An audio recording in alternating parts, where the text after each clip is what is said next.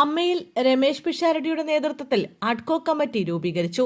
Hema committee റിപ്പോർട്ടിന്റെ പുറത്തുവരവോടെ മലയാള cinema ലോകത്ത് രൂപപ്പെട്ട പ്രതിസന്ധികൾ പലവിധത്തിൽ വീണ്ടും കറങ്ങിത്തിരിയുന്നു എന്നതിന്റെ സൂചനയാണ് അമ്മയിലെ പുതിയ ഭരണസമിതി രാജിവെച്ചതിലൂടെ വ്യക്തമാകുന്നത്.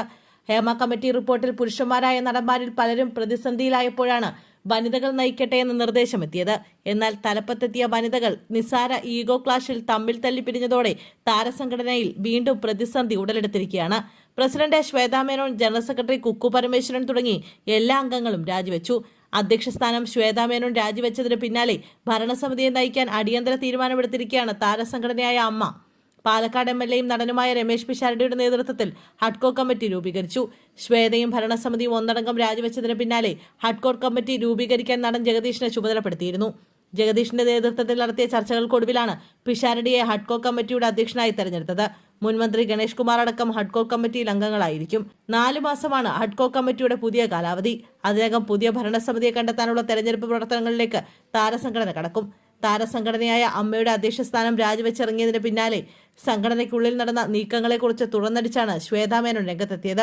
അധ്യക്ഷ സ്ഥാനം മാത്രമല്ല, പ്രാഥമിക അംഗത്വവും താൻ രാജിവെക്കുകയാണെന്ന് ശ്വേത വ്യക്തമാക്കി.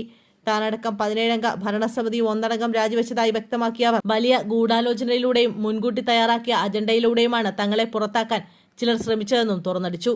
കുറ്റാരോപിതരായ ചില ആളുകളുടെ കയ്യിലേക്ക് സംഘടനയെ വീണ്ടും എത്തിക്കാനുള്ള നീക്കമാണ് ജനറൽ ബോഡിയിൽ നടന്നത്. ഒരു അവിശ്വാസ പ്രമേയം വരെ കൊണ്ടുവന്ന് തങ്ങളെ വേട്ടയാടാൻ നോക്കിയെന്നും പാവയായി ഇരുന്നാൽ മാത്രമേ സംഘടനയിൽ ഭരിക്കാൻ പറ്റൂ എന്ന നിലവന്നതിനാലാണ് വ്യക്തിത്വം പണയം വെക്കാതെ പടിയിറങ്ങുന്നതെന്നും ശ്വേതാ മേനോൻ തുറന്നടിച്ചു. ഭരണസമിതിയിലെ ട്രഷറർ ഉണ്ണി ശിവപാൽ ആരെയും അറിയിക്കാതെ പെട്ടെന്ന് മുങ്ങിപ്പോയതാണ് നിലവിലെ പ്രതിസന്ധികൾക്കെല്ലാം കാരണമെന്നും ശ്വേത വെളിപ്പെടുത്തി.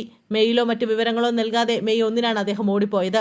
മുൻ കമ്മിറ്റിയിലെ ബാബുരാജ് ചെയ്ത പല കാര്യങ്ങളിലും വലിയ കുഴപ്പങ്ങളുണ്ടെന്നും ഇതുവരെ സംഘടനയുടെ അന്തസ്സോർത്ത് പുറത്തു പറയാതിരുന്ന അത്തരം കാര്യങ്ങൾ വൈകാതെ തന്നെ മാധ്യമങ്ങൾക്ക് മുന്നിൽ തുറന്നു പറയുമെന്നും അവർ മുന്നറിയിപ്പ് നൽകി.